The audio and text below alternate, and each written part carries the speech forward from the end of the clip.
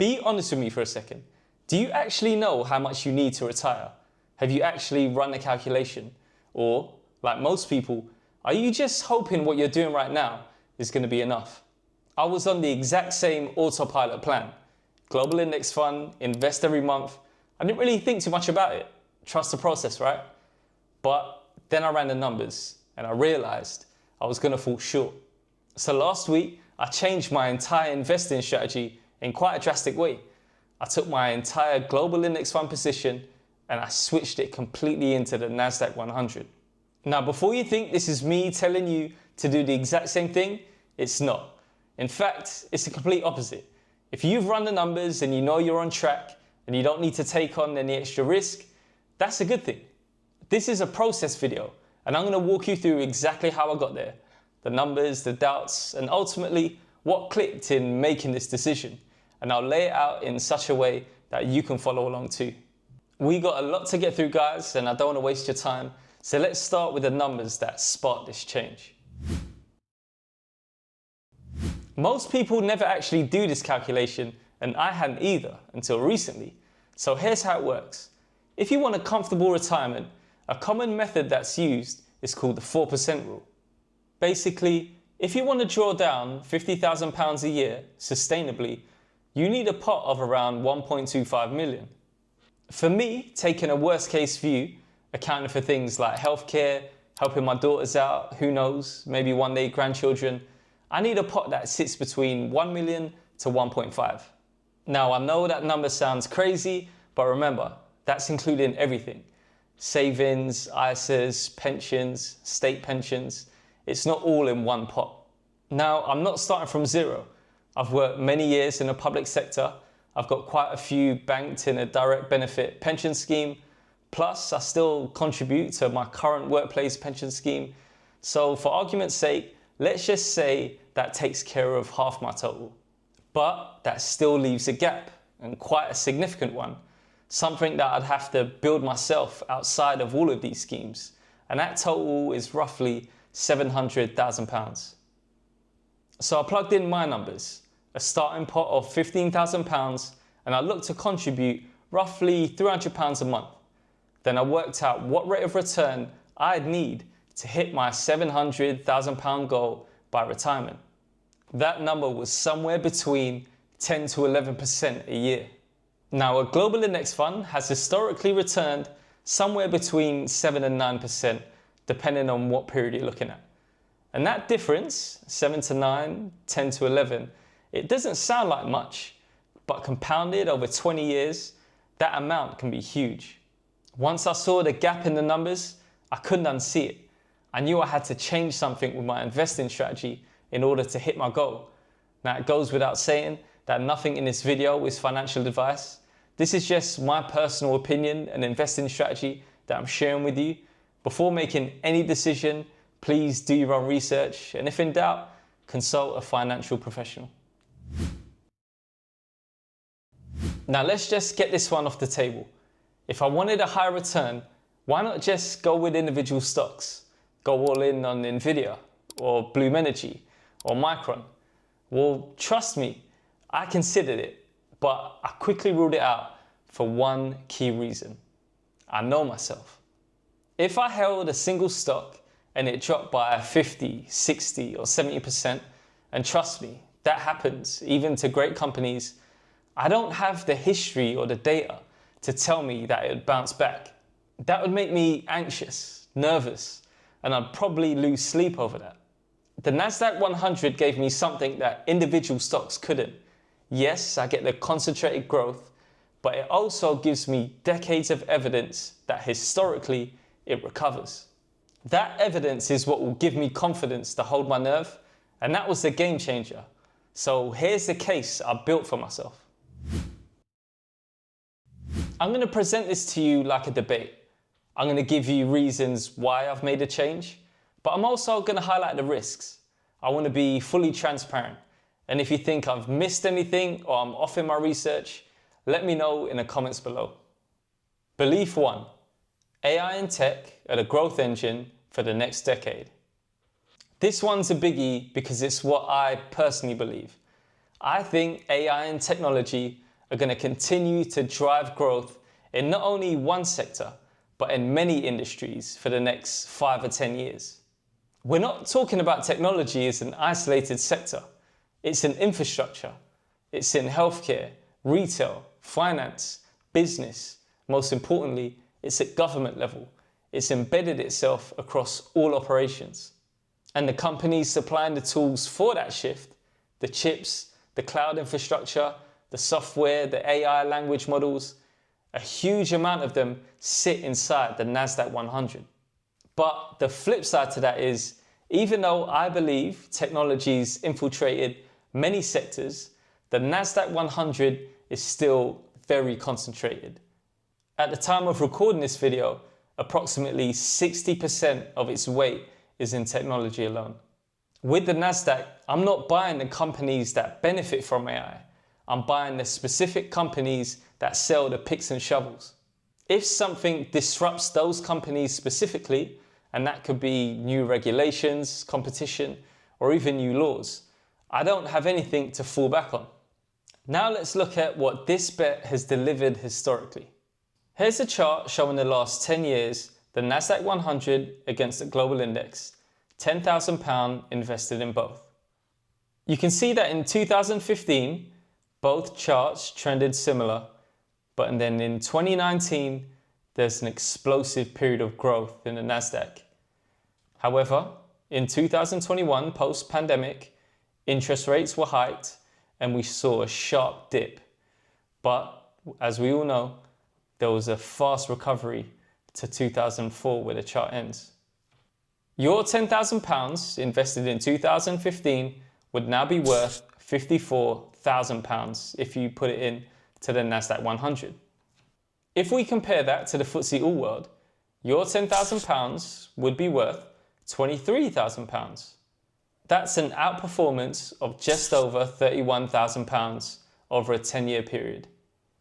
And here's the same thing stretched over 20 years.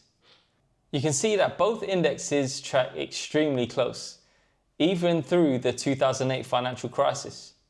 However, once we come out of that period and we get to 2011, 2012, you can see the burst in growth that technology's had throughout that period. £10,000 invested in the Nasdaq in 2005 for 20 years would now be worth £151,000. Again, if we compare that to the FTSE All-World, £10,000 invested for 20 years would have given £43,000. That's an outperformance of £107,000 over a 20-year period. While that gap is significant, there's something very important I need to flag. A huge chunk of that outperformance happened in a relatively small number of exceptional years of growth. Miss that period, or even worse, sell at the wrong time, and those charts look completely different. And there's another layer of concentration risk that's worth being upfront about. Right now, the top 10 holdings in the Nasdaq 100, Nvidia, Microsoft, Apple, and a handful of others, make up almost half of the entire index. I'm not really getting 100 companies worth of diversification. I'm getting maybe 8 or 9 giant companies with a long tail behind them. If 2 or 3 of those stumble at the same time, the whole index feels it. Belief number 2, I can hold through the downturns. This is the one that can make people feel pretty uncomfortable at night, but I believe I have the discipline to hold through a serious downturn without selling at the bottom. I appreciate that's pretty easy for me to sit here and say, especially with the index near all-time highs, and living through one is a completely different story. So let's look at what living through it has meant historically. This is the full history of the Nasdaq 100, every year since it launched in 1985. You can see an explosive period of growth in the early 90s as hype around the internet raged on. You can see here the dot-com peak with the index up 102% in 1999. But then the infamous dot-com crash, where the index fell 78% from peak to trough from 2000 to 2002.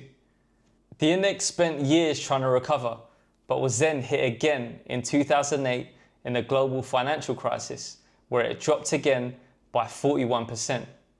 You can see here the slow recovery, and it took until 2015 to hit a similar height as it did in 2000. But since then, we've seen an insane bull run. It hasn't been without some bumps. COVID-19, the interest rate hikes I mentioned earlier, and also tariff threats caused some pretty steep falls in the index, but they were met with some remarkable recoveries. Let's just go back to that period post-2000 for a second. That's not a bad quarter or a bad year. That's the better part of a decade. If you'd invested in the wrong time, you'd have sit there and watched your money disappear for years. Some people are calling what's happening right now with AI a bubble, similar to that of the dot-com era.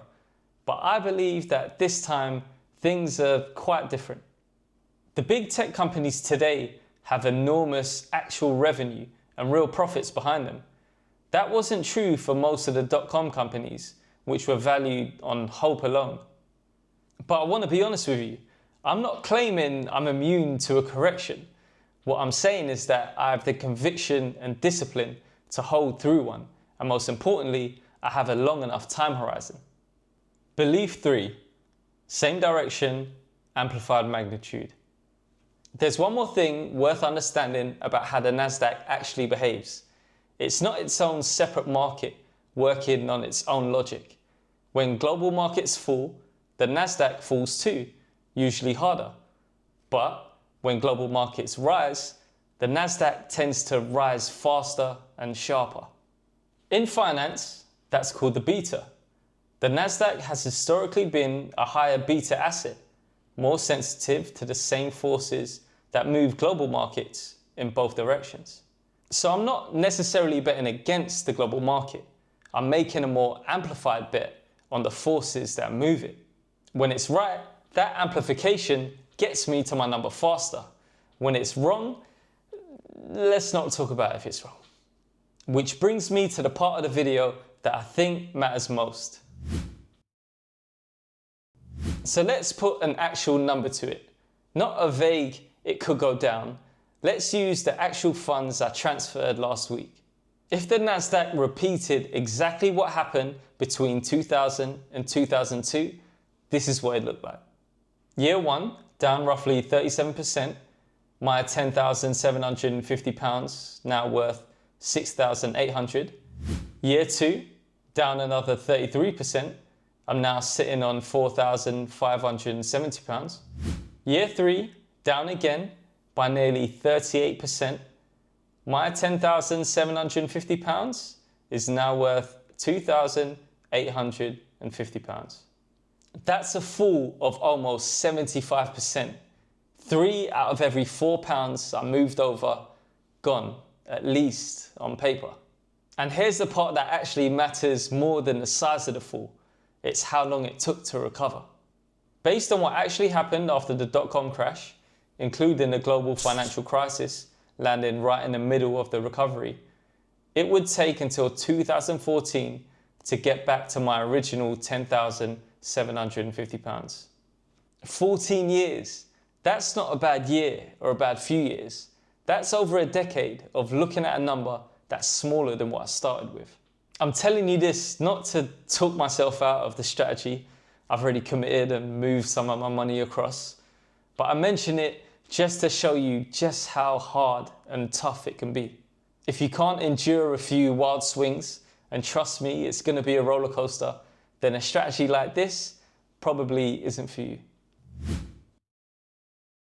Now we've gone over some of the pros and cons, and I'm comfortable with the decision I've made.